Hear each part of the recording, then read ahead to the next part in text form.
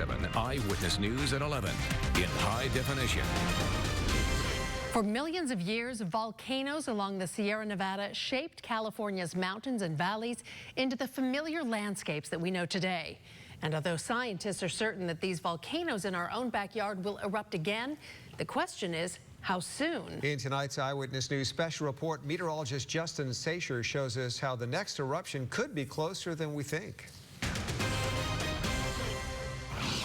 Mammoth Mountain is just one of a half-dozen living volcanoes in our region of the Sierra Nevada alone. Living because scientists agree these volcanoes have not yet seen their final eruption. So geologists and volcanologists monitor them by satellite and with equipment, but the most dramatic evidence you can see for yourself. You have like this ring, it looks like a ring, and then you can see the even more southern domes going out that direction. Geologist Michelle Johnson earned her master's at Fresno State studying these volcanoes. She and her dog Bart took me to see the living and historic volcanoes along the Sierra Nevada.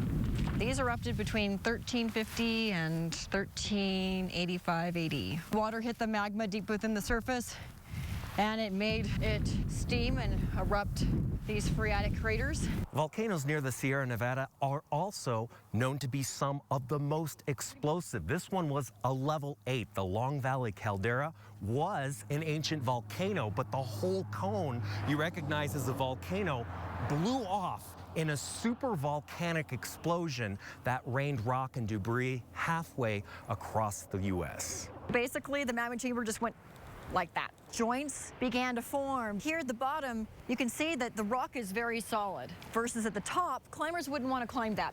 This is Hot Creek, and it is exactly what it sounds like. 199-degree water coming out through vents here under this river. People used to be allowed to swim until some activity below the earth opened more chambers, which allowed for even hotter water to spurt out into the river here. It's a great example of just how hot that magma is below our feet. It actually takes about 1,000 years to go down to the surface, get heated up, and then come back up. Here's more evidence of how active the volcanic activity is under the Sierra Nevada. These trees were healthy just years ago, but CO2 gas emissions from below have come up and killed off hundreds of acres. Small children and dogs probably shouldn't stay here very long because the pockets are pretty much close to our feet. Besides carbon dioxide, the California Volcano Observatory is also in charge of monitoring seismicity and land movement. These are the Mono craters, and they are the youngest mountain range in North America. The Mono craters erupted a dozen times in the last 1,000 years, at intervals ranging from 700 to 250 years apart, with the latest explosion about 250 years ago. The next eruption will probably be around anywhere between the Inyo to Mono. The USGS puts the probability of such an eruption occurring in any given year at less than 1%. In perspective, this is the same as the chance of the next big earthquake along the San Andreas Fault. But unlike earthquakes, sensors can detect an uptick in volcanic unrest, which may indicate an eruption weeks to months ahead of time.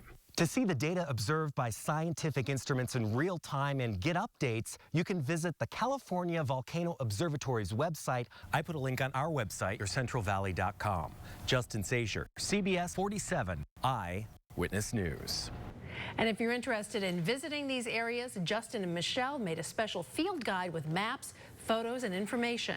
So informative. It is. Absolutely. If you'd like to see this story again, go to our website, yourcentralvalley.com. Great job, Justin. Yeah, it's great to see those things for yourself. I don't plan to hike quite as high as he did, but I'm glad that he did. Absolutely. Well, would you be willing to give up your plastic straws? The city of Monterey has launched a